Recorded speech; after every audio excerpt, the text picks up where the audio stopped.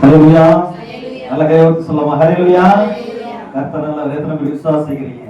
விசுவாசிக்கிறவங்க பக்கத்துல இருக்கிறவங்க தட்டி சொல்லுங்க, கர்த்தர் நல்லவர்னு சொல்லுங்க.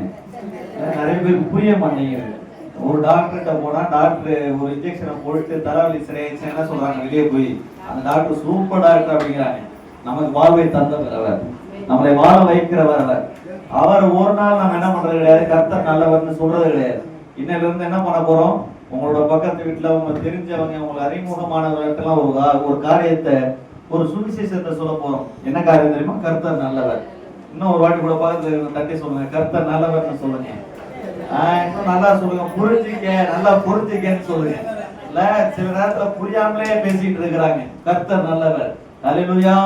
புரியாத புருஷனா இருந்தாலும் தகப்பன் ஒண்ணுக்கு உதவாதவனா இருந்தா கூட பிள்ளைங்க என்ன சொல்லுதுங்க, வெளியே போய் எங்க அப்பா ரொம்ப நல்லவர்னு சொல்லுது. இல்ல நம்மளை படைத்தவர், நம்மளை பெயர் சொல்லி அழைத்தவர் மிகவும் நல்லவர். அவரு தாவீது சொல்லும்போது சொல்றார், கர்த்தர் நல்லவர் என்பதை ருசித்து பாருங்கள். அவ்வளவு பெரிய உன்னதமான ஒரு தெய்வம், வானாதி வானங்களை சிங்காசனமாய் உடையவர். அவர் என்ன பண்ணுகிறார், பூமியில கிடக்கிற ஒன்றுக்கு உதவாத இடத்துல இருக்கிற உங்களையும் என்னையும் ஆண்டவர் செலக்ட் பண்ணி எடுத்திருக்கிறார். அவருடைய பிள்ளைகளாய் வாழும்படிக்கு, அவரோடு கூட இருக்கும்படிக்கு, அவர் அவ்வளவு பெரிய தேவன் வாசம் பண்ணும்படிக்கு இந்த கூடுகளை, இந்த பாத்திரங்களை தேவன் செலக்ட் பண்ணி இருக்கிறார். எத்தனை பேருக்கு புரியுதுங்க? இல்ல ஒருவேளை ஒரு கணவனோ மனைவியோ இல்லைன்னா ஃப்ரெண்ட்ஸோ நீங்க அவங்கள உங்களுடைய இருதயத்துக்குள்ள வச்சிருந்தீங்கன்னா, ஒரு காலத்துல அவங்களுடைய சூழ்நிலைகள் மாறும் பொழுது அவங்க கொஞ்சம் பெரிய ஆள் ஆயிட்டாங்க அப்படின்னா உடனே என்ன பண்ணுவாங்க, நம்மளோட பேசுறதை நிற்பாட்டிடுவாங்க. எதுக்கு பார்த்தா கூட என்ன பண்ண மாட்டாங்க, பேச மாட்டாங்க.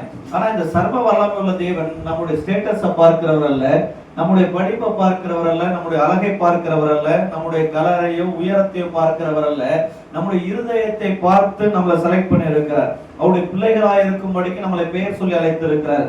உங்களெல்லாம் ஏசு அழைச்சிருக்கிறாரா? ஆமே. நீங்க அழைக்கப்பட்டவங்களா இருக்கிறீங்களா?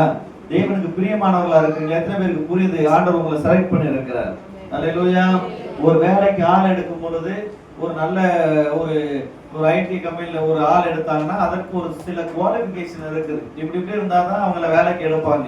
இல்ல ஒரு மூட்டை தூக்குற வேலையா இருந்தா கூட அதுக்கு கூட என்ன பண்ணுவாங்க, ஒரு தகுதி இருக்குது. அந்த தகுதியை பார்ப்பாங்க. நல்லா வெயிட் தூக்குவானா, இந்த மாதிரி ஓகேவா இருக்கிறாங்களா அப்படின்னு சொல்லி அந்த தகுதியை பார்த்து ஒரு வேலைக்கு எடுப்பாங்க. ஆனா இவர் மட்டும் அவருடைய வேலைகளை செய்வதற்கு எந்த ஒரு தகுதியும் பார்ப்பதல்ல. அவருக்கு பிடிச்சிருச்சுன்னா அப்படியே அவர் எடுத்துக் கொள்கிறார். அப்ப நீங்களும் நானும் அவருடைய பார்வையில மிகவும் விசேஷித்தமானவர்கள். உங்களெல்லாம் இயேசுக்கு ரொம்ப பிடிச்சிருக்குது. எத்தனை பேருக்கு சந்தோஷமா இருக்குது? ஐயா உங்களை பிடிக்கல நிறைய பேர் சொல்லி இருக்கலாம், ஆனா ஆண்டவர் உங்களை ரொம்ப பிடிச்சிருக்குது. பக்கத்துல இருக்க தட்டி சொல்லுங்க, இயேசுக்கு உங்களை ரொம்ப பிடிச்சிருக்குன்னு சொல்லுங்க. வேணாம் இப்படி சொல்லுங்க, இயேசுக்கு என்ன ரொம்ப பிடிச்சிருக்குன்னு சொல்லுங்க. இயேசுக்கு நம்மளை ரொம்ப பிடிச்சிருக்குதுங்க. அதனாலதான் நம்ம என்ன பண்ணி இருக்கிறாரு, செலக்ட் பண்ணி இருக்கிறார். அவரை நம்மளை வாழ வைப்பதற்கு, நம்மளை உயர்த்துவதற்கு அவர் நம்மளை செலக்ட் பண்ணி இருக்கிறாருங்க. உலகத்துல யார் நம்மளை செலக்ட் பண்ணாங்களோ இல்லையோ, பொண்ணு பார்க்க போகும் பொழுது இல்லைன்னா மாப்பிள்ளை பார்க்குற படம் வந்துச்சுன்னா சிலர் இருக்கிறாங்க, ரிஜெக்ட் பண்ணி விட்டுக்கிட்டே இருப்பாங்க. இது நல்லா இல்ல, கலர் நல்லா இல்ல, மூக்கு நல்லா இல்ல, வாய் நல்லா இல்ல, முடிய எதையாவது ஒண்ணு சொல்லி என்ன பண்ணுவாங்க, ரிஜெக்ட் பண்ணிக்கிட்டே இருப்பாங்க. ஆனா சர்வத்தையும் ஆளுகிற தேவன் பாருங்களேன், நம்மகிட்ட என்ன இருக்குதுன்னு தெரியல, என்னது அவருக்கு பிடிச்சிருக்குன்னு தெரியல, அவர் உங்களெல்லாம் செலக்ட் பண்ணி வச்சிருக்கிறார். ஹல்லேலூயா. அவர் நம்மளை செலக்ட் பண்ணி வச்சிருக்கிறாருங்க. அவருடைய பிள்ளைகளா இருக்கும்படிக்கு, அவருடைய நாமத்தை உயர்த்தும்படிக்கு, அவருடைய துதியை சொல்லி வரும்படிக்கு அவர் நம்மளை உயர்த்தி வைத்திருக்கிறார், நம்மளை அலங்கரித்து இருக்கிறார். இன்னைக்கு நான் நிற்பதும் நிர்மூலமாக இருப்பதும் அவருடைய சுத்த கிருபை. எத்தனை பேர் சொல்ல முடியும்? அவர் நம்மளோடு கூட இருக்கிறாருங்க. யார் இருக்கிறாங்களோ இல்லையோ, சில கல்யாணங்கள்ல எல்லாம் ரொம்ப அழகா வாக்கு கொடுப்பாங்க, மரணம் நம்மை பிரிக்கும் வரைக்கும் அப்படின்னா 2 வருஷத்துல காணாம போயிடுவான். எங்கடா அவன் தேடணும் இல்ல? கல்யாணத்துக்கு முன்னாடி சாப்பிட்டியா, உட்காந்தியா, இருந்துச்சியா எல்லாம் கேட்டுட்டே இருப்பாங்க. கல்யாணத்துக்கு அப்புறம் சாப்பிட்டியான்னு கூட விசாரிக்க மாட்டாங்க. ஆனா உங்களை விசாரிக்கிற ஒரு தேவன் இருக்கிறார். உங்களை அழைத்தவர் உண்மை உள்ளவருங்க. என்னைக்கு அழைச்சாரோ, என்னைக்கு உங்களை கரத்துல பிடிச்சாரோ, நம்ம இந்த உலகத்துல இருக்கிற வரைக்கும் அவர் நம்மளை கைவிடுகிறதே இல்லை. நம்ம கூடயே வருகிறவரா இருக்கிறார். அதுதான் ஒரு விசேஷத்த ஒரு காரியம். நம்முடைய தகுதியை பார்த்து அவர் செலக்ட் பண்ணல, நம்முடைய இருதயத்தை பார்த்து. இல்ல இருதயத்தை பார்த்துன்னு கூட சொல்ல முடியாது. ஏன்னா நம்ம இருதயம் நல்ல இருதயமா இல்ல? இங்க இருக்கிறவங்க எத்தனை பேர் நல்லவங்களா இருக்கிறீங்க அப்படின்னா ரொம்ப யோசிக்கணுங்க. நம்ம வெளியே நல்லதெல்லாம் செஞ்சுட்டு இருந்தா கூட நம்முடைய இருதயத்தின் யோசனைகளை கொஞ்சம் ஆராய்ஞ்சு பார்த்தோம்னா நம்மள மாதிரி கேட்டேன் ஒருத்தனுமே சொல்லுங்க இருக்க முடியாது. அப்படிப்பட்ட மோசமான ஆட்களை தேவன் என்ன பண்ணிருக்கிறாரு, பெயர் சொல்லி அழைச்சிருக்கிறார். நம்மளெல்லாம் இந்த இடத்துல வந்து உட்கார பண்ணி இருக்கிறார். இந்த இடத்துல வந்து கூட்டி கொண்டு வந்து சேர்த்திருக்கிறார். அவரை ஆராதிப்பதற்கு, அவரை துதிப்பதற்கு, அவர் அப்பா பிதாவை என்று சொல்லுவதற்கு நம்மளை இந்த இடத்துல கொண்டு வந்து உட்கார வச்சிருக்கிறாருன்னா ஏதோ ஒரு திட்டம் இருக்குது, ஏதோ ஒரு நோக்கம் இருக்குதுங்க. இந்த இயேசுவானவர் மாம்சமானவராய் இந்த உலகத்துல சுற்றி திரிந்த நாட்கள்ல முதலாவது ஒரு அற்புதத்தை செஞ்சார். எங்க செஞ்சார் தெரியுமா? எங்க செஞ்சாரு? கானா ஒரு கல்யாணத்தை செஞ்சார். அந்த கானா ஒரு கல்யாணத்துல இயேசுவும் அழைக்கப்பட்டிருந்தார். அங்க போனாரு. அங்க அவருடைய சீசனோடு கூட அவர் அமர்ந்து இருக்கிற நேரத்துல அங்கு திராட்சரசம் குறைவுபட்டது. திராட்சரசம் குறைவுபட்ட உடனே எல்லாரும் என்ன பண்ணுவாங்க, அங்கேயும் இங்கேயும் அலைஞ்சு திரிஞ்சு என்னடா பண்றது அப்படின்னு சொல்லி அவங்க அங்கலாய்த்து கொண்டிருக்கிறாங்க. ஒரு வேலை ஒரு கல்யாண வீட்டுல திடீர்னு 1000 பேரை கூப்பிட்ட இடத்துல 1500 பேர் வந்துட்டாங்கன்னு நினைச்சீங்க. இல்ல 1000 பேரை கூப்பிட்ட இடத்துல 1000 பேர் தான் வந்தாங்க. ஆனா சாப்பாடு 500 பேரை சாப்பிட்டு காலி பண்ணிட்டாங்க. அப்படின்னா மிச்சம் கொஞ்சம் பேருக்கு சாப்பாடு இல்லை அப்படின்னா அந்த வீட்டுல இருக்கிறவங்க எப்படி இருக்கும், எப்படா அந்த சாப்பாடு அரேஞ்ச் பண்ணலாம், ஏதாவது ஒண்ணு செய்யணும் அப்படின்னு சொல்லி என்ன இருக்கும், மனசுக்குள்ள ஒரு அங்கலாய்ப்பு இருக்கும். ஒருவேளை உங்க வீட்டுல ஒரு பிரேயர் மீட்டிங் வைக்கிறீங்க, நீங்க நினைக்கிறீங்க ஒரு 20 பேர் வருவாங்கன்னு, திடீர்னு 50 பேர் வந்துட்டாங்க, என்ன பண்ணுவீங்க? இல்ல ஐயோ 20 பேருக்கு தான் நம்ம சாப்பாடு செஞ்சோம், 20 பேருக்கு தான் நம்ம செஞ்சு வச்சிருக்கோம், என்ன பண்றது அப்படின்னு இருதயத்துக்குள்ள என்ன இருக்கும், ஒரு அங்கலாய்ப்பு இருக்கும். இந்த கல்யாண வீட்டுல இருக்கிறவங்களுக்கும் என்ன இருந்திருக்கும், ஒரு அங்கலாய்ப்பு இருந்திருக்கும். என்னடா பண்றது, திராட்சரசம் குறைவுபட ஆரம்பிச்சிருச்சு, என்ன செய்யறது அப்படின்னு அங்கேயும் இங்கேயுமா தேடி சுற்றி திரிந்து கொண்டு இருக்கிற நேரத்துல ஒருவேளை இயேசுவோட தாயாருக்கு அந்த செய்தி வந்து சேருகிற நேரத்துல தாயார் தன்னுடைய மகனிடத்துல இயேசுனிடத்துல வராங்க. இயேசுவை பார்த்து சொல்றாங்க, தம்பி இந்த மாதிரி திராட்சரசம் குறைவாயிடுச்சு, ஏதாவது செய் அப்படின்னு சொன்ன உடனே அந்த யோவான் எழுதின சுவிசேஷம் 2வது அதிகாரத்துல அந்த சம்பவம் எழுதப்பட்டு இருக்கிறது. அந்த அம்மா வந்து சொல்றாங்க, 3வது வசனத்துல சொல்லும், 4வது வசனத்துல சொல்லுகிறார், என் வேலை இன்னும் வரவில்லை அப்படின்னு சொல்லுகிறார். என் வேலை இன்னும் வரலமா, வெயிட் பண்ணுங்க அப்படின்னு சொல்லுகிறார். அங்க குறைவு ஏற்பட்டு விட்டது, அநேக இருதயங்கள்ல கலக்கம் ஏற்பட்டு இருக்கிறது, அநேக அங்கே எங்கேயுமே உலாவி கொண்டிருக்கிறாங்க. என்னடா பண்றது, இந்த குறைவை நிறைவாக்குவதற்கு என்ன பண்றது அப்படின்னு சொல்லி அங்கும் இங்குமா உலாவி கொண்டிருக்கிற நேரத்துல இந்த இந்த இயேசுவானவர் சொல்லுகிறார், என் வேலை இன்னும் வரவில்லை அப்படின்னு சொல்லி ஆண்டவர் சொல்லுகிறார். என் வேலை இன்னும் வரல, அது வரைக்கும் வெயிட் பண்ணு அப்படின்னு சொல்லுகிறார். எத்தனை பேர் விசுவாசிக்கிறீங்க அவருடைய வேலை நம்முடைய வாழ்க்கையில சீக்கிரமா வரப்போகிறது? அல்லேலூயா. அவருடைய டைம் இன்னும் சீக்கிரத்துல வரப்போகிறது உங்களோட வாழ்க்கையில. இல்ல இப்படி சொல்லலாம், அவருடைய வேலை உங்களுடைய வாழ்க்கையில வந்துருச்சு. அல்லேலூயா. அப்போ என் வேலை இன்னும் வரவில்லை அப்படின்னு சொன்ன உடனே அந்த அம்மா சொல்றாங்க, பக்கத்துல இருக்கிறவங்க வேலை செய்கிறவர்களை பார்த்து சொல்றாங்க, அவர் உங்களுக்கு என்ன சொல்லுகிறாரோ அதன்படி என்ன பண்ணுங்க, செய்யுங்க அப்படின்னு சொல்லிட்டு அந்த அம்மா கடந்து போறாங்க அந்த இடத்துல இருந்து. அப்போ தேவனுடைய வார்த்தை உங்களுக்குள்ள வெளிப்படணும், இல்லைன்னா அவர் உங்களை எடுத்து உபயோகப்படுத்தணும்னா அவருடைய வார்த்தையின்படி என்ன பண்ணணும், செய்யணும். இப்ப பாரு, மொட்டை தம்பிட்டு மைக்கு கொடுக்க போறோம், நீ தான் பேச போற, வரியா? அழகா பேசுவான்னு நினைக்கிறேன், பேசாம அவன் பேசுற நம்ம கேட்கலாம், சரியா? அப்போ என்னுடைய வேலை வரவில்லை அப்படின்னு சொல்லி ஆண்டவர் சொல்லுகிறார். சில நேரத்துல நீங்களும் நானும் நம்முடைய வாழ்க்கையில இருக்கிற குறைவுகள் ஆண்டவரிடத்துல சொல்லும் பொழுது சரியாய் நம்ம நினைக்கிற மாதிரி நடக்கலைங்க. சில நேரத்துல நீங்க வேண்டிக் கொண்ட காரியம் உடனே நடந்துச்சு அப்படின்னா என்ன அவளை இன்னும் நடக்கலை, இன்னும் வெயிட் பண்ணிட்டு இருக்கோம், இன்னும் சில காரியங்களுக்காய் காத்து கொண்டு இருக்கும், இன்னும் நம்ம எதிர்பார்த்த அந்த காரியம் வந்து சேரல, இன்னும் வெயிட் பண்ணிட்டு இருக்கிறோம். எத்தனை பேர் அப்படி சொல்லுவீங்க? எத்தனை பேர் வெயிட் பண்ணிட்டு இருக்கிறீங்க? இல்ல இன்னும் வெயிட் பண்ணிட்டு இருக்கிறோம். கல்யாண வீட்டுல குறைவு ஏற்பட்டுருச்சுங்க, அவர் சொல்லுகிறார் குறைவை நிறைவாக்க சொன்னா அந்த அம்மா வந்து வேண்டாங்க, ஐயா எப்படியாவது சரி பண்ணுங்க, இல்ல என் வேலை இன்னும் வரலன்னு சொல்லுகிறார். இன்னைக்கு நம்முடைய வாழ்க்கையில சில குறைவுகள் இருக்கலாம், நம்ம ஆண்டவர் நோக்கி பார்த்து கொண்டு இருக்கலாம். சில நேரங்கள்ல அவருடைய வேலை வருகிற வரைக்கும் நம்ம காத்திருக்க வேண்டியது அவசியமா இருக்கிறது. அவருடைய டைம் வருகிற வரைக்கும் உங்களுடைய வாழ்க்கையில அவர் நன்மையானவர்களை செய்கிற நேரம் வரும் வரைக்கும் நம்ம என்ன பண்ணணும், சில நேரங்கள்ல வெயிட் பண்ண வேண்டிய இருக்குதுங்க, காத்திருக்க வேண்டியது இருக்கிறது. சில பிள்ளைங்க சில நேரத்துல சொல்லும், பேக்க மாட்டிக்கிட்டு தத்தக்கா புத்தகம் 2 வயசு நடக்க ஆரம்பிச்ச உடனே நான் ஸ்கூலுக்கு போறேன் மம்மி, என்னையும் கொண்டு போய் விடு, அண்ணன் கூட அக்கா கூட நான் என்ன பண்ண போறேன், நானும் ஸ்கூலுக்கு போறேன் அப்படின்னு சொல்லும். நம்ம கொண்டு போய் சேர்த்து விட்டுருவோமா? ஒரு 1.5 வயசுல சேர்ப்பீங்களா? சேர்க்க மாட்டோம். ஏன்? டைம் இன்னும் வரல, அதற்கேற்ற டைம் என்ன பண்ணல, இன்னும் வரல அப்படின்னு அர்த்தம். அப்போ இங்க ஆண்டவர் சொல்கிறார், என் வேலை இன்னும் வரவில்லை. ஒருவேளை நம்மளா துருத்துரும் போய் சில காரியங்களை செய்கிறதல்ல, உங்களுடைய வாழ்க்கையில நன்மை செய்வதற்கு ஒருத்தர் இருக்கிறார். அவருடைய டைம் வரும்போது அவைகளை உங்களுடைய வாழ்க்கையில செய்து முடிக்கிறவரா இருக்கிறார். நம்ம நினைப்போம் இன்னைக்கே செஞ்சா நல்லது தானே, இன்னைக்கே வந்தா நல்லது தானே, இப்பயே அதை செஞ்சுட்டா நல்லது தானே. இல்லைங்க, அவருடைய டைம் உங்களுடைய வாழ்க்கையில இருக்கிறது. அல்லேலூயா. அதனால அவர் உங்களை அழைத்தவர் ஒரு நாள் உங்களை ஏமாற்றுகிறவர் அல்ல. உங்களை அழைத்தவர் நீங்க இந்த உலகத்தை விட்டு பிரியும் வரைக்கும் உங்களை காக்க வைக்கிறவர் அல்ல. அவருடைய டைம் ஒண்ணு வருது பாருங்க, அப்ப நீங்க எதிர்பாராத அளவுல அதிசயங்களையும் அற்புதங்களையும் அவர் செய்கிறவரா இருக்கிறார். இங்க இந்த கல்யாண வீட்டுக்காரங்க காத்து கொண்டிருக்கிறாங்க, அந்த தாயார் காத்து கொண்டிருக்கிறாங்க. இங்க காத்திருப்பின் சமம் நடந்து கொண்டிருக்கிறது. ஆண்டவர் சொல்லுகிறார், என் வேலை இன்னும் வரவில்லை அப்படின்னு சொல்லுகிறார். அங்கு ஒரு காரியம் வைக்கப்பட்டிருந்ததா. என்ன காரியம்? யூதர்கள் சுத்திகரிப்பின் முறைமையின்படி அங்கு 2 குடம் 3 குடம் தண்ணீர் பிடிக்கத்தக்கதான எத்தனை கச்சாடிகளை வச்சிருந்தாங்க? 6 கச்சாடிகள் வைக்கப்பட்டிருந்தது. அப்போ அந்த 6 கச்சாடிகள் எதிர் என்ன காரியம் சொல்றாங்கன்னா, யூதர்கள் ஒரு வீட்டுக்குள்ள நுழையும் பொழுது இல்லைன்னா ஒரு சபைக்குள்ள நுழையும் பொழுது அவங்க காலை கழுவிட்டு சுத்திகரிச்சுட்டு என்ன பண்ணுவாங்க? உள்ள போவாங்க. அப்போ அந்த சுத்திகரிப்பின் முறைமையின்படி வைக்கப்பட்டிருந்த 6 கச்சாடிகள் இருந்தது. அந்த 6 கச்சாடிகள் எங்க அந்த இடம் அது எங்க பிளேஸ் பண்ணப்பட்டிருக்கணும்னா, அது வெளியே உள்ள ஒரு கச்சாடி வெளியே தான் வைக்கணும். கால் கழுவுறது எங்க கழுவுவீங்க? வீட்டுக்குள்ள வந்தா ஹால்ல வந்து காலை கழுவி இல்ல. அப்போ அன்னைக்கு கிராமங்கள்ல பாத்தீங்கன்னா வெளியே ஒரு இது வச்சிருப்பாங்க. வீட்டுக்குள்ள வரும்போது என்ன பண்ணுவாங்க? காலை கழுவிட்டு உள்ள வருவாங்க. அப்போ யூதர்கள் சுத்திகரிப்பின் முறைமையின்படி இந்த 6 கச்சாடிகள் இருந்தது. இந்த 6 கச்சாடிகள் எங்க இருந்திருக்கணும்? எங்க இருந்திருக்கணும்? வெளியே இருந்திருக்கணும். 6 கச்சாடிகள் வெளியே இருந்திருக்கும். இப்போ நம்ம சர்ச்சில் ஒரு புதுசா ஒரு ஸ்கீம் கொண்டு வரோம்னு நினைச்சீங்க. உள்ள வரும்போது என்ன பண்ணணும்? காலை கழுவிட்டு வரணும். அப்படின்னா ஐயா நல்ல ஒரு பித்தளையில இல்லைன்னா தங்கத்துல ஒரு குடத்துல ஒரு பாத்திரத்தை வாங்கி தண்ணியை ஊற்றி வெளியே வைப்பாரா? பிளாஸ்டிக் இப்போ இன்னும் மோசம். நல்ல பிளாஸ்டிக் வச்சா கூட என்ன பண்ணிடுவாங்க? தூக்கிட்டு போயிடுவாங்க.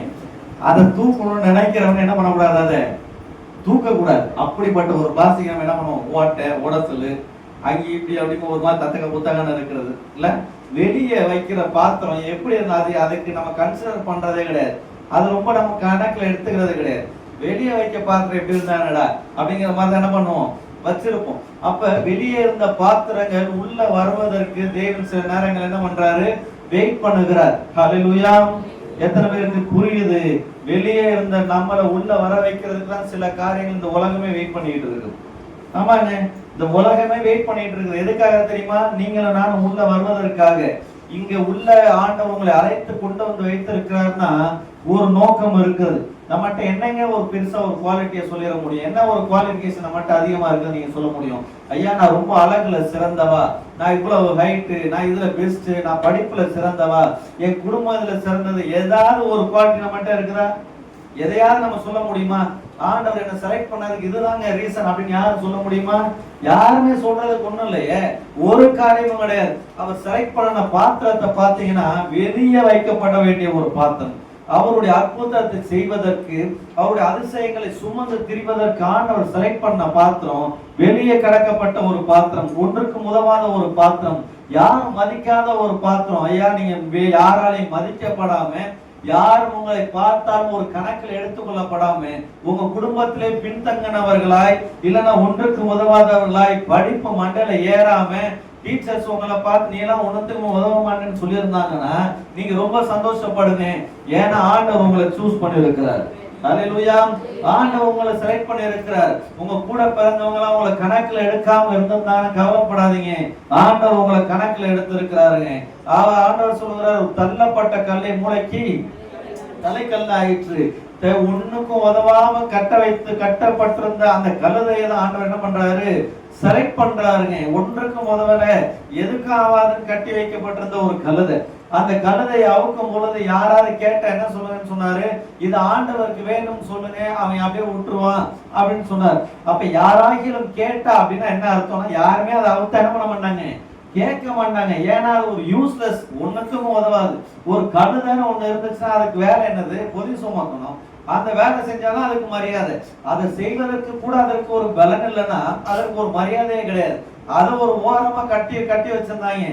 நான் நினைக்கிறேன் அதை அவுத்து விட்டுருந்தா மற்றவங்களுக்கு டிஸ்டர்பன்ஸா இருந்திருக்கும்னு நினைக்கிறேன். போய் கால கையில போய் விழுந்துட்டு அலைஞ்சிருக்கும். அதை தூக்கி ஓரமா கட்டி வச்சுட்டாங்க. யாரும் அதை அவுத்தாலும் யாரும் கேட்கறதுக்கு ஆள் கிடையாது.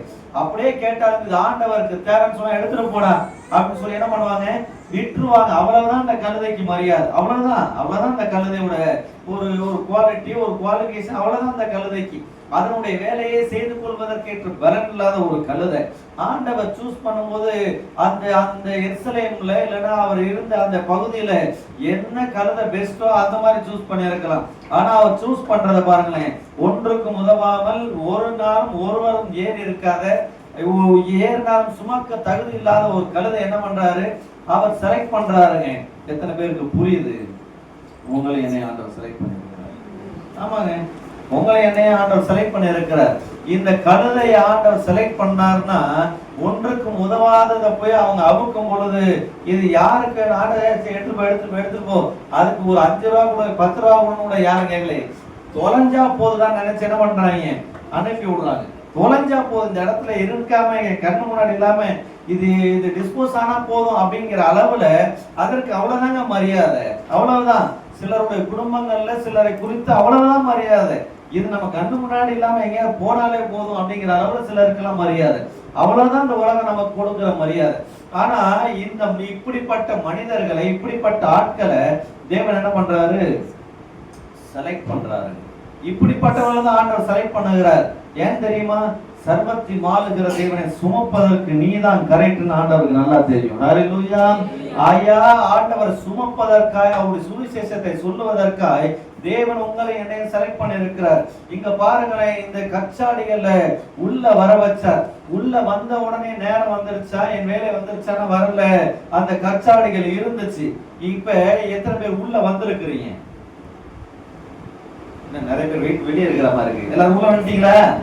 உள்ள வந்துட்டீங்களா? இப்ப எல்லாரும் என்ன பண்ணிருக்கோம், உள்ள வந்துட்டோம். ஒன்றுக்கும் உதவாத ரோட்ல கடந்த ஒரு பாத்திரங்கள் மாதிரிதான், உதவாத கழுதைகள் மாதிரிதான். நம்மள உள்ள வர வச்சார். உள்ள வந்துட்டோங்க.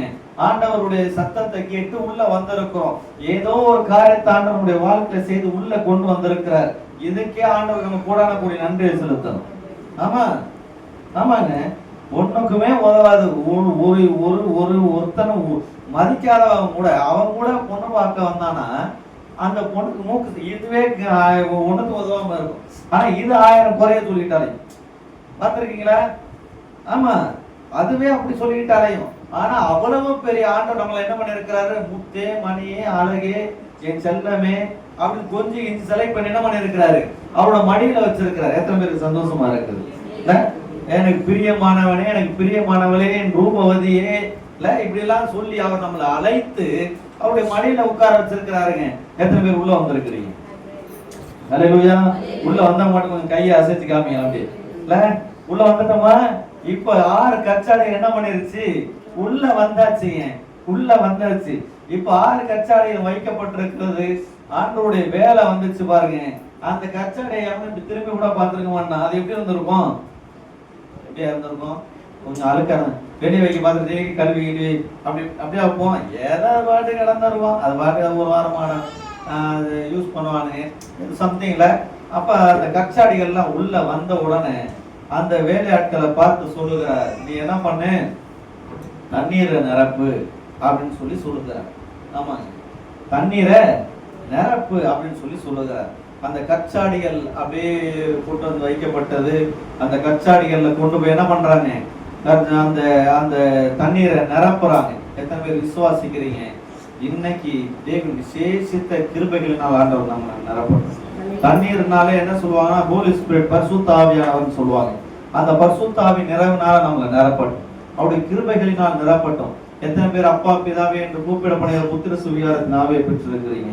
இல்ல அவருடைய ஆவியானுடைய நிறைவை நம்ம பெற்றுக்கொள்ளணும். இல்ல ஒருவேளை இந்த ஆவியானுடைய நிறைவு உங்களுக்குள்ள வந்துருச்சுனாலே இந்த பாத்திரத்தோட வேல்யூவே மாறிடுங்க. இங்கு இந்த தண்ணீரை அந்த பாத்திரத்துல ஊத்த சொல்லுகிறார். தண்ணீரை பாத்திரத்துல ஊத்துனாங்க.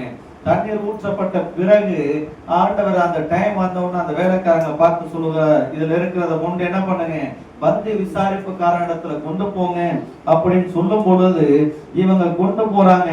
அதை எடுத்தவங்களுக்கு மட்டும்தான் தெரியும் அதுல என்னது இருக்குது, தண்ணி தான் இருக்குது, வேற ஒண்ணும் கிடையாது. இல்ல அந்த தண்ணீரை ஊற்ற சொல்லி அந்த தண்ணீரை எடுத்து கொண்டு போகும் பொழுது அங்க அது திராட்சை ரசமாய் மாறுகிறது. அது முந்தின திராட்சை ரசத்தை விட இது பெஸ்டா இருக்குதா, ரொம்ப ருசி உள்ளதா இருக்குதா? எத்தனை பேர் விசுவாசிக்கிறீங்க? உனக்குள்ள இருக்கிற பரிசுத்த ஆவியானவர் இதற்கு முன்னாடி ஊழியம் செஞ்சாங்க பாரு, அந்த அந்த பாத்திரத்துல இருந்து வெளிவருகிற அந்த அந்த அந்த ஒயின்ல அந்த அந்த திராட்சை ரசம் அநேகரை திருப்திப்படுத்துகிறதா இருக்கிறது, அநேகருடைய இருதயத்தை களிக்கூற பண்ணுகிறதா இருக்கிறது. ஐயா, உனக்குள்ள இருக்கிற தேவனுடைய வார்த்தை, உனக்குள்ள இருக்கிற தேவனுடைய கிருபைகள், உனக்குள்ள ஆண்டவர் கொடுத்திருக்கிற கிருபையின் வரங்கள் அநேகருடைய வாழ்க்கையை திருப்திப்படுத்த போகிறது. அல்லேலூயா. அவனை வச்சு அநேக காரியங்கள் ஆண்டவர் செய்ய போகிறார். இந்த உதவாத பாத்திரத்துக்குள்ள ஒரு தண்ணீரை ஊற்றி இந்த தண்ணீரின் மூலமாய் அந்த தண்ணீரை திராட்சரசமாய் மாற்றி அநேகரை திருப்தி அடைய செய்த தேவனாகிய கர்த்தர் இன்னைக்கு உங்களை என்னையும் சூஸ் பண்ணியிருக்கிறார்னா இந்த உலகத்திற்கு நாம் பரிமாற வேண்டிய சில காரியங்கள் இருக்கிறது. எத்தனை பேருக்கு புரியுது?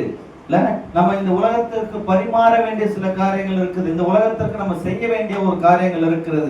ஒன்றுமில்லாத ஒரு பாத்திரத்தை கொண்டு வந்தாரு, உள்ள வச்சாரு, உங்களை பேர் சொல்லி அழைத்தார், அவருடைய கிருபையை கொடுத்தார், அவருடைய சத்துவத்தை கொடுத்தார். அவர் இந்த பாத்திரத்துக்குள்ள வாசம் பண்ணும்படிக்கு உள்ள இறங்கி இருக்கிறாரு. ஒண்ணுக்கும் அதாவது ஒரு ஒரு பாத்திரம் தான், ஆனா இந்த பாத்திரத்துக்குள்ள ஆண்டவர் வாசம் பண்ணுகிறார். எத்தனை பேர் விசுவாசிக்கிறீங்க? உங்களுக்குள்ள எத்தனை பேருக்குள்ள ஆண்டவர் இருக்கிறார்? அவர் உங்களுக்குள்ள இருக்கிறார். பரிசுத்த ஆவியானவர் உங்களுக்குள்ள வாசம் பண்ணுகிறார். அப்போ உங்களை எடுத்து உங்களுடைய வாயை திறந்து உங்களுடைய வார்த்தைகள் நீங்க பரிமாறும் பொழுது அது அநேகருடைய இருதயத்தை தேற்றக்கூடிய திராட்சரசமாய் வெளியே வருகிறது. நாம வாசிக்க கேட்ட இந்த எரேமியா தீர்க்கதரிசியின் புஸ்தகத்துல ஆண்டவர் அவனை பார்த்து சொல்லுகிறார், நீ தாயின் கர்ப்பத்துல இருக்கும்போது நான் என்ன பண்ணி இருக்கிறேன், உன்னை செலக்ட் பண்ணி இருக்கிறேன் அப்படின்னு சொல்லி ஆண்டவர் சொல்லுகிறார். ஐயா, நீங்களும் நான் ஏதோ தற்செயலா இந்த சபைக்குள்ள வந்து உட்காரல, ஏதோ தற்செயலாய் ஆண்டவர் ஏற்றுக்கொள்ளல, ஏதோ தற்செயலாய் ஆண்டவர் நமக்குள்ள வரல, ஒரு திட்டத்தின்படியா ஆண்டவர் நம்ம கூட வந்திருக்கிறார்.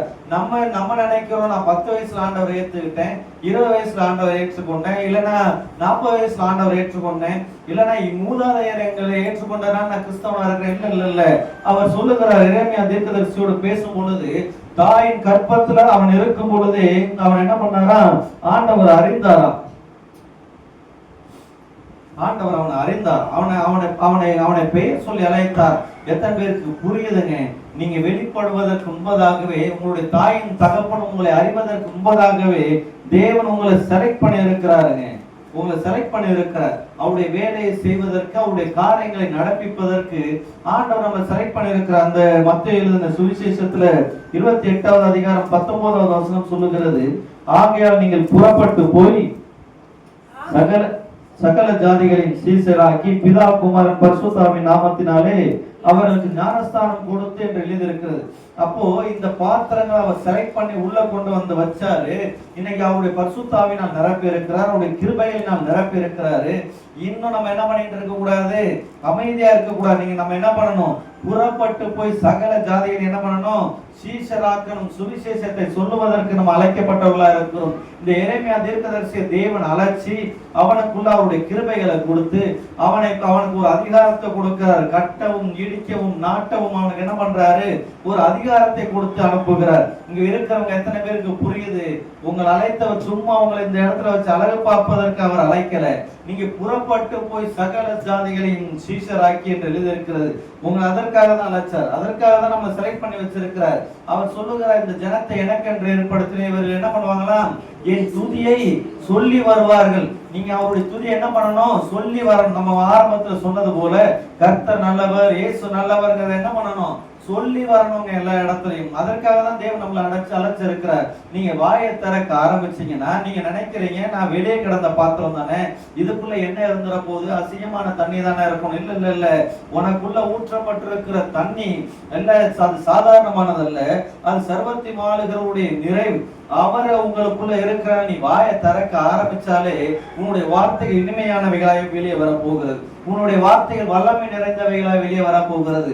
நான் பேச தெரியாதவன், திக்குவாயன், இல்ல நான் மந்த புத்தி உள்ள, இல்ல இல்ல இல்ல, உங்களை அழைத்தவர் உங்களுக்குள்ள இருக்கிற எத்தனை பேர் விசுவாசிக்கிறீங்க? இந்த பகுதிக்குள்ள உங்களெல்லாம் அழைச்சி இந்த இடத்துல வைத்திருக்கிறாருன்னா ஒரு விசேஷத்த ஒரு காரியம் இருக்குதுங்க. இந்த மோசே என்கிற தீர்க்கதரிசிய ஆண்டவர் அழைக்கும் பொழுது அவன் ஆடுகளை மேய்த்து கொண்டிருந்தான். அந்த வனாந்தரத்தை ஆடுகளை மேய்ச்சிக்கிட்டு இருந்து அவன் அவனுடைய வீட்டுல உட்கார்ந்துக்கிட்டு ஆடுகளை மேய்ச்சிக்கிட்டு இருக்கும்போது ஆண்டவர் அவன் அழைக்கிறார். அவன் எவ்வளவோ காரியங்களை சொல்றான். அவன் சொல்லுகிறான் ஆண்டவரை பார்த்து, யாத்திராகமம் 3வது அதிகாரத்துல, நான் மந்த புத்தி உள்ளவன்,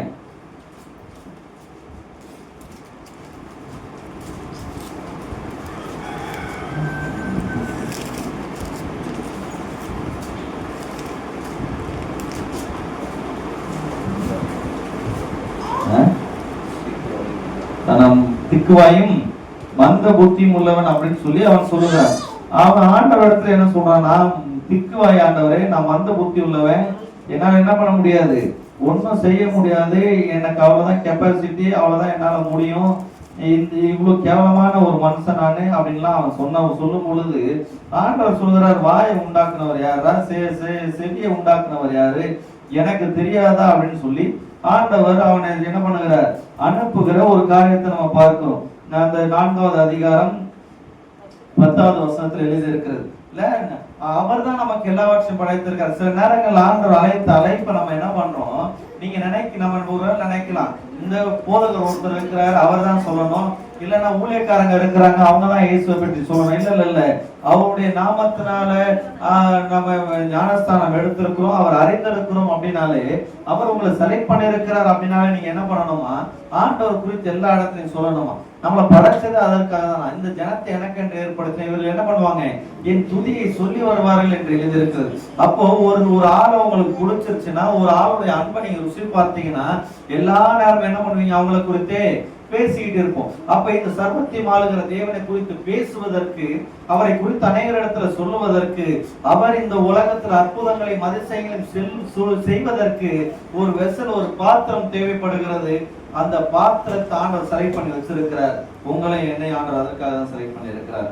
நீ படிச்சியோ படிக்கலையோ, நீ திக்குவாயோ மந்த புத்தியோ, உனக்கு பேச தெரியுதோ பேச தெரியலையோ, அந்த தண்ணீரை உள்ள ஊத்திட்டாரோ, வெளியே வரும்போது அது தண்ணீரை வரப்போறது கிடையாது, அது திராட்சை ரசமா வரப்போகிறது. நீ யோசனை பண்ணி பாருங்களேன், என்ன பெரிய பணக்காரனா இருந்தாலும், என்ன ஒரு பெரிய காரியத்தை நீ செஞ்சாலும், உனக்கு கொடுக்கிற மரியாதை இவ்வளவுதான் இருக்கும். ஆனா தேவனுடைய வார்த்தையை சுமந்து பார், அவருடைய தீர்க்கதரிசியா மாறிப்பார், அவருடைய நாமத்தினால சில அற்புதங்களை அதிசயங்கள் ஆண்டவர் உன்னை வச்சு செய்யட்டுமே, உனக்கு இருக்கிற மரியாதையே மாறிடும். ஆமாங்க, உங்களுக்கு இருக்கிற மரியாதையே மாறிடும். இங்க அவன் சொல்லுகிறான், நான் திக்குவாயா இருக்கிறான், பரவாயில்லடா, அழைச்சவர்னா நீ போ இல்ல, நீ போ. இன்னைக்கு ஒரு வேளை நீங்க அந்த மாதிரி ஏதாவது ரீசன் சொல்லிட்டு, நான் எப்படி ஆண்டவர் பக்கத்து வீட்டுல சொல்றது, நான் எதிர் வீட்டுல எப்படி சொல்றது, நான் தினமும் பாக்குறேன் அந்த அண்ணா கிட்ட எப்படி சொல்றது, அந்த அக்காட்ட எப்படி சொல்றது, இல்ல நீ வாயை திறக்க மட்டும் செய், வீட்டுல அவர் பார்த்துக்குவார். அல்லேலூயா. அவர் சொல்லுகிற பேசுகிறவர் நீங்க இல்ல, உங்களுக்குள்ள இருக்கிற பரிசுத்த ஆவியானவர் என்ன பண்ணுவாரா, பேசுவாரா. இங்க இந்த இந்த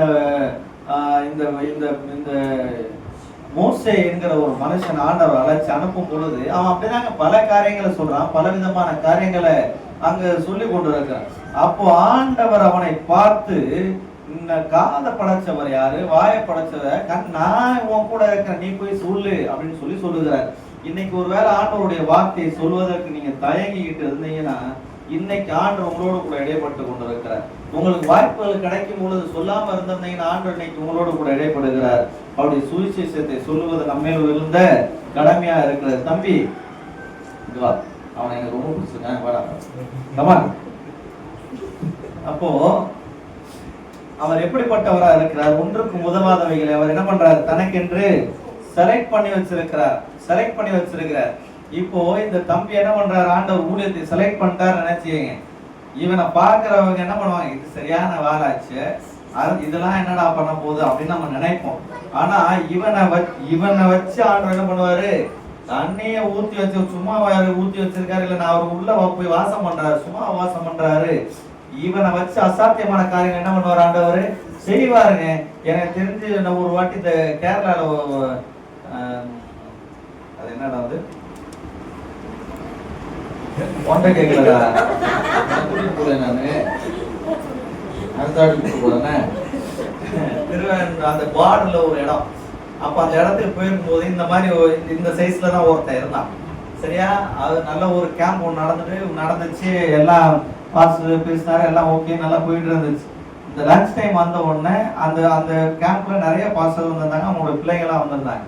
அப்போ இந்த சைஸ்ல ஒருத்தர் என்ன பண்றான், வந்து நின்றுட்டு அவங்க அப்படியே வாடா அப்படின்னு கூப்பிடுறாரு. நாங்க சாப்பிட்டு என்ன அந்த பையனை போய் கூப்பிடுறாங்க. நான் விளையாண்டுட்டு நம்ம புதுசுன்னு ஓடியாந்தான். ஒரு பெரிய ஆளு மேல இப்படி கையை வச்சு அவன் ஜெபம் பண்றான், தீர்க்க தரிசனம் சொல்றான். ஆமா, தீர்க்க தரிசனத்தை சொல்றான். நான் இப்படியே பாக்குறேன். சரின்ட்டு தீர்க்க முடிச்சா அவங்களும் என்ன சொல்றாங்க தெரியுமா, குட்டி இவ்வளவுதான், சூத்திரம் தம்பி ஆண்டவர் கூட அப்படின்னு சொல்லிட்டு என்ன பண்ணுது, அவங்க போறாங்க. திருப்பி பண்றான், இவனோட செட்டோட சேர்ந்து என்ன பண்றான், விளையாட ஆரம்பிக்கிறான். திருப்பி கொஞ்ச நேரத்துல இன்னொருத்தங்க யாரும் வந்து அவங்க அப்பாட்ட பேசுறாங்க, ஜோம் பண்றதுக்கு அந்த பையனை கூப்பிடுறான். அவன் ஜோ அப்போ எவ்வளவு சின்னவர்களா இருந்தா கூட சர்வத்தி மாளுகிறவர் உனக்குள்ள வாசம் பண்ணாருன்னா, உன்னோட டைம் வந்துருச்சுன்னா உன்னை எடுத்து அசாத்தியமான காரியங்களை செய்வதற்கு அவர் வல்லமை உள்ளவரா இருக்கிறார். அந்த சின்ன பையனுக்கு அவ்வளவு மரியாதை ஏன் தெரியுமா? உள்ள வாசம் பண்ணுகிறவர் அவனை எடுத்து என்ன பண்ணாரு, யூஸ் பண்ண ஆரம்பிச்சார், பயன்படுத்த ஆரம்பிச்சார். அவன் மூலமா தீர்க்க தரிசனத்தில் வார்த்தைகள் வெளிப்பட்டு கொண்டிருக்கிறது. அவனுக்கு அவ்வளவு பெரிய ஒரு மரியாதை மதிப்பு ஏன் வருதுன்னா, ஆண்டவர் வெளியே கடந்திருந்தா மதிப்பு வந்திருக்காதுங்க. சரி, உள்ள வந்துட்ட, உள்ள அப்படியே இருந்தாலும் உனக்கு என்ன பண்ணிருக்காது, மதிப்பு வந்திருக்காது. உள்ள வந்த உடனே அவருடைய தண்ணீரால அவருடைய ஆவினால் நிரப்பி இருக்கிறாரு. நீ பேச அப்படி வாயை திறந்தனா போதும், பரிசுத்த ஆவினால் நிறைந்தவளாய் நீ பேச ஆரம்பிச்சனா போதும், உன்னை கொண்டு அசாத்தியமான காரியங்கள் ஆண்டவர் செய்வார். திக்கு வாயோ மந்த புத்தியோ. நான் ஒரு நாள் இதை யோசனை பண்ணிட்டு இருக்கும்போது ஆண்டவர் அழகா சொன்னாரு, நீ அந்த அந்த செங்கடல் முன்னாடி போயிட்டு நின்றுகிட்டு செங்கடலை இரண்டாய் பிளக்கட்டும் அப்படின்னு நீ சொல்லணும்னு அவசியம் கிடையாது. அப்படி நீ சொல்லிதான் அந்த செங்கடலை பிளக்கணுங்கிறது கிடையாது. ஏன் நீ சொல்றதுனால அது பிளக்கிறது கிடையாது. உள்ள இருக்கிற பரிசுத்த ஆவியான வெளிப்படுகிறதுனால அது பிளக்கிறதா இருக்கிறது. அவன் எப்படி சொல்லியிருப்பான், அந்த திக்குவாய்க்காரன் எப்படி சொல்லியிருப்பான், செங்கடத்தை திறந்து பிளந்து அப்படின்னு தான் சொல்லியிருப்பான். இல்ல, அப்படி சொன்னா கூட ஆண்டவர் என்ன பண்றாரு, அந்த செங்கடலை இரண்டாய் பிளக்கிறவரா இருக்கிறார். எத்தனை பேர் விசுவாசிக்கிறீங்க? உனக்கு இருக்கிற இந்த அறிவோட, உனக்கு இருக்கிற இந்த பலத்தோட, உனக்கு இருக்கிற இந்த ஞானத்தோட, உனக்கு இருக்கிற இந்த தகுதியோட கூட போய் ஆண்டவருடைய வேலையை செஞ்சிருப்பாரு.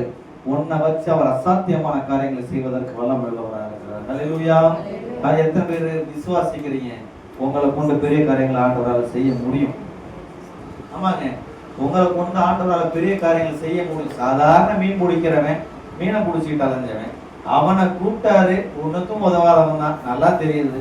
ஒரு 4 பேர் அந்த போட்ல இருக்கும்போது தொடக்கன்னு கீழே குதிச்சுட்டான் அந்த தண்ணிக்குள்ள. ஏன்டான்னு பார்த்தா ட்ரெஸ் போடல. 4 பேர் இருக்கிற இடத்துல எப்படி இருக்கணும்னு கூட தெரிய மாட்டேங்குது.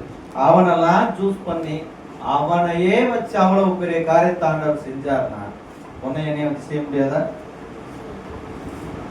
அவனுக்கு நம்பிக்கை இருக்குது, அவனுக்கு நம்பிக்கை வந்துருச்சு. இங்க இருக்கிற எத்தனை பேருக்கு நம்பிக்கை வந்திருக்கு? ஹல்லேலூயா. உங்களை வச்சு பெரிய காரியங்கள் செய்ய முடியாதா? அவன் தான் அப்படியே நடந்து போன ரோட்ல அவன் நிழல் பட்டு நிறைய பேர் சுகம் பண்ணாங்களாம். அவனை வச்சு செஞ்சவர் உங்களை வச்சு செய்ய மாட்டாரா? செய்வாரா? வெளியே கடந்த உன்னை உள்ள கொண்டு வந்தது இப்படியே சும்மா வச்சிருக்கிறது கிடையாது. வெளியே கொண்டு இருந்தவனை உள்ள கொண்டு வந்து அவருடைய ஆவினால் நிரப்பி இருக்கிறார். அவர் வாசம் பண்ணுகிற பாத்திரமா உன்னை மாத்தி இருக்கிறாரு. அவர் ஒரு இடத்துல வாசம் பண்ணினார்னா அங்க அசாத்தியமான காரியங்கள் நிகழணும், நடக்கணும். இல்ல, ஒரு பூமி வெறுமையா இருந்துச்சு, ஒழுங்கின்மையா இருந்துச்சு, ஆழத்தின் மேல் இருள் இருந்துச்சு. தேவ ஆவியானவர் அங்க அசைபாடுனாராம். அவர் அசைபாட ஆரம்பிச்சாலே அங்கு புதியவைகள் தோன்ற ஆரம்பிக்கணும், அங்க அதிசயங்களும் அற்புதங்களும் நடக்க ஆரம்பிக்கணும். இப்போ உங்களுக்குள்ள எத்தனை பேர் விசுவாசிக்கிறீங்க தேவ ஆவியானவர் உங்களுக்குள்ள அசைவாடி கொண்டு இருக்கிறார்? எலும்பு என்ன ஜெபிக்க போகிறோம். ஆண்டவரே, எங்களுக்குள்ள அசைவாடு இருக்கிற தேவன் எங்களை எடுத்து பயன்படுத்துங்க. நாங்க உள்ள வந்து ரொம்ப நாள் ஆயிடுச்சு, இன்னும் ரொம்ப நாள் ஆயிடுச்சு. நாங்க இன்னைக்கு விசுவாசிக்கிறோம், உங்க டைம் வந்துருச்சு, நாங்க விசுவாசிக்கிறோம். இல்ல நேற்று வரைக்கும் சொல்லிட்டு இருந்திருக்கலாம் அவரை, இன்னும் என் வேலை வரலன்னு. இன்னைக்கு இந்த வார்த்தையை நம்ம கேட்டுக்கிட்டு இருக்கிறோம்னா ஒரு காரியத்தை விசுவாசிங்க, அவருடைய டைம் நம்முடைய வாழ்க்கையில வந்துருச்சு. அவருடைய டைம் உங்களுடைய வாழ்க்கையில வந்துருச்சு. உங்களுக்கு அற்புதங்களையும் அதிசயங்களையும் செய்வதற்கு மாத்திரமல்ல, உங்களை கொண்டு அசாத்தியமான காரியங்கள் இந்த பகுதியில் இருக்கிற ஒவ்வொருவருக்கும் செய்வதற்கு அவருடைய டைம் வந்துருச்சுங்க. அவருடைய டைம் வந்துருச்சு. கண்களை மூடி ஆண்டவர் நோக்கி பார்க்க போகிறோம். உங்களை வச்சு ஒரு பெரிய காரியத்தை ஆண்டவர் செஞ்சுட்டாருன்னு செய்யுங்களேன். அசாத்தியமா இயற்கைக்கு அப்பாற்பட்ட காரியத்தை உங்களை வச்சு ஆண்டவர் செஞ்சுட்டாரோ, ஐயா உங்களுக்கு பகுதி மக்கள் பார்க்கிற விதமே மாறி. ஆமா, ஏன் பேதர் மட்டும் தான் செய்யணுமா, இல்லைன்னா பவுல் மட்டும் தான் செய்யணுமா, இல்லைன்னா மோசே மட்டும் தான் செய்யணுமா? ஏன்னா உங்களை வச்சு ஆண்டவர் செய்ய மாட்டாரா? ஆண்டவர் உங்களை வைத்து ஆண்டவர் செய்ய போகிறார். அல்லேலூயா. கண்களை மூடி ஆண்டவரை நோக்கி பார்க்க போகிறோம். ஆண்டவரே என்னையும் எடுத்து பயன்படுத்து. எத்தனை பேருக்கு ஆசையா இருக்குது என்னை எடுத்து ஆண்டவர் அப்படி பயன்படுத்தணும்? நல்ல ஒரு கையை உயர்த்தி காண்பித்து, ஆண்டவரே என்னையும் எடுத்து பயன்படுத்துங்க ஆண்டவரே, எனக்கு